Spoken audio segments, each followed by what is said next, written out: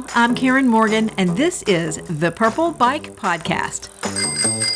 Hey everybody, today we're going to talk about the year 2002. 2002 was a very important year in our family because we added the last family member to the tribe. My youngest son was born during the Kentucky Derby on May the 4th. Our other two children were very small, so I actually drove myself to the hospital and just stayed there. I also knew enough then to request the drugs as soon as I walked in the door. I was also watching the Kentucky Derby on television in the delivery room. He was born just after they played my old Kentucky home, and now Seabiscuit is in college. Some other cool things that happened in 2002. The Roomba robot vacuum cleaner was released. It came in 3 different colors, silver, blue, and maroon. They have an original Roomba in the collection of the National Museum of American History as the first successful domestic robot. I was kind of hoping for something more like Rosie on the Jetsons. Monster Energy drink came out in April of 2002, and it's still going strong, second only to Red Bull. And in 2002, the Winter Olympics were held in Salt Lake City. Now that year was the first year that skeleton had returned as a medal sport in a really long time, since 1948. Skeleton is where people ride this really tiny sled and they lay face down, head first, and then they fly down this frozen track. They call it skeleton because the little sled is called a skeleton, but I think they call it skeleton because it is scarier than Halloween.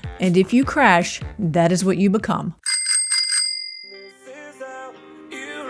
Let's talk about the music of 2002. The number one song that year was by Nickelback, How You Remind Me.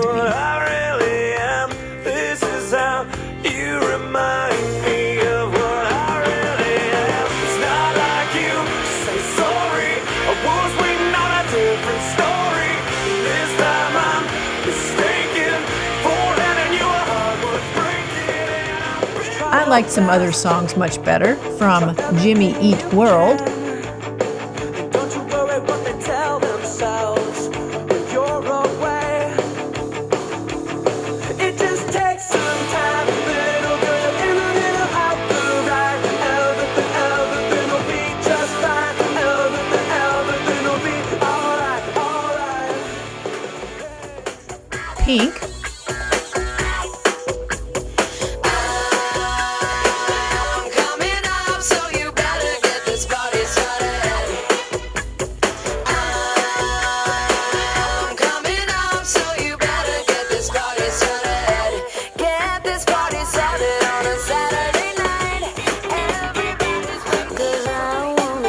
No Doubt,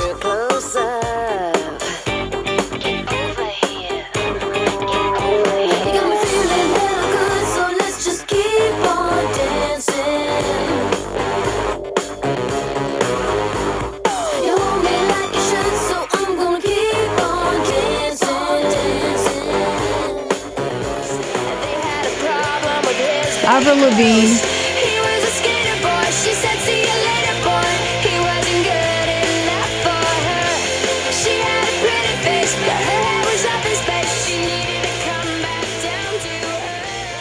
and our boy Eminem, who had Lose Yourself, which won the Oscar for Best Original Song from the movie 8 Mile. I love this song. I like to play this song in my earphones when I'm shopping at the grocery store, and I am the most powerful person in that grocery store. Lose yourself in the music, the moment you own it, you better never let it go.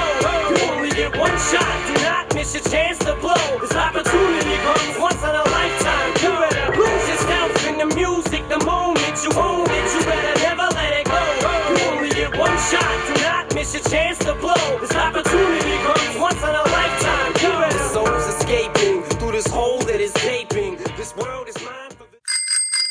I guess I wasn't watching a whole lot of television in 2002 because I had 3 very small children, but the shows that I remember most were The Osbournes, which was Ozzy Osbourne and his family, and it was the most viewed series ever on MTV, and it really served as a lesson to all kids not to do drugs. We had the kids' animated TV show called Max and Ruby that was based on the books written by Rosemary Wells. Max and Ruby were a brother and sister bunny, and I guess Max was supposed to be 3 and his older sister was supposed to be 7, and I just thought Ruby was a little bossy pants. And in 2002, the Dr. Phil Show premiered. The Dr. Phil Show was created by Oprah and Dr. Phil McGraw. Basically, Dr. Phil just offers advice to people on how to get their act together. The Dr. Phil Show has been nominated for Daytime Emmy Awards every year since 2004, and it has been renewed through May of 2023, which will be its 21st season.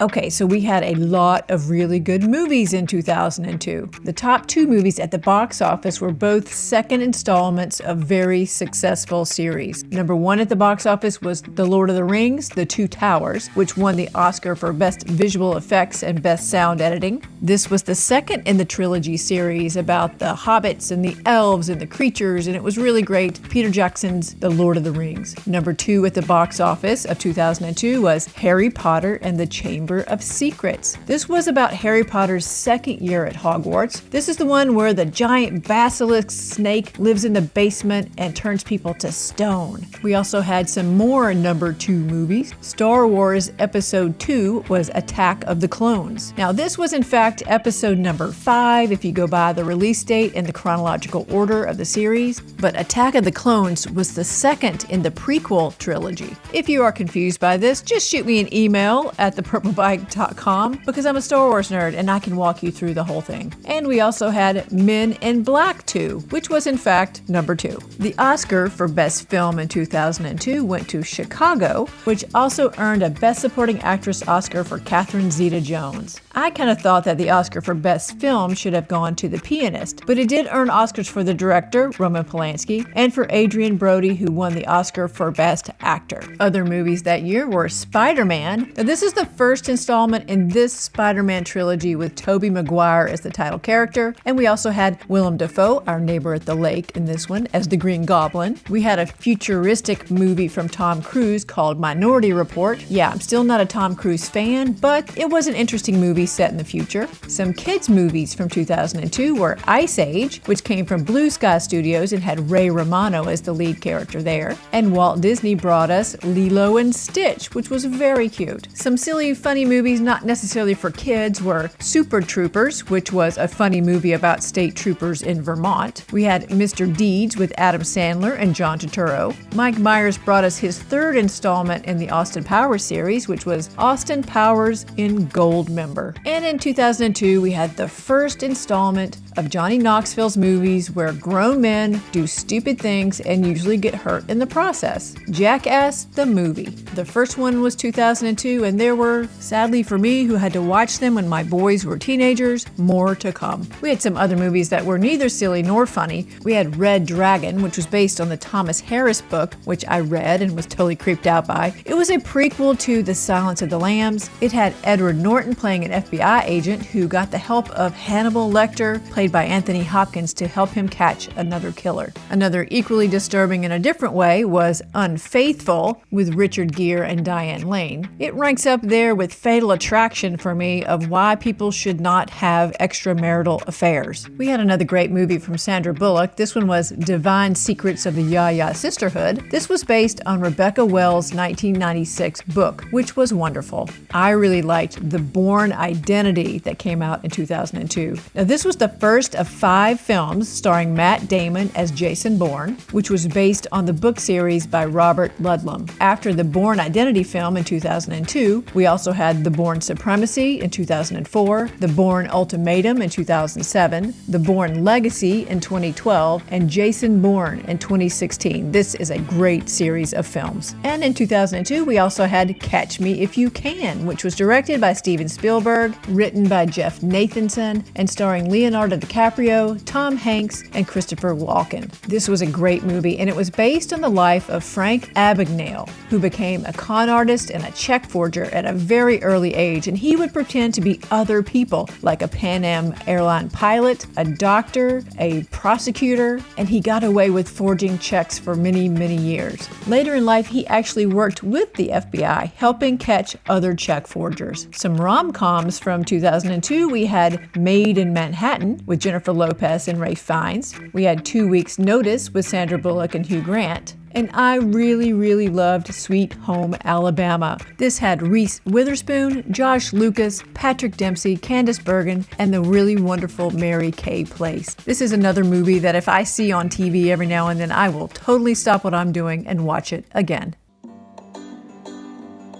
But my favorite movie of 2002 was My Big Fat Greek Wedding, starring Nia Vardalos and John Corbett. Nia actually wrote the screenplay, and it was nominated for the Academy Award for Best Original Screenplay. My Big Fat Greek Wedding also became the highest grossing romantic comedy of all time. I just love this movie so much. The story is about Tula Portokalis, who's a Greek-American woman who falls in love with an upper-middle-class waspy guy named Ian Miller, or as her Greek dad says, Eon Miller.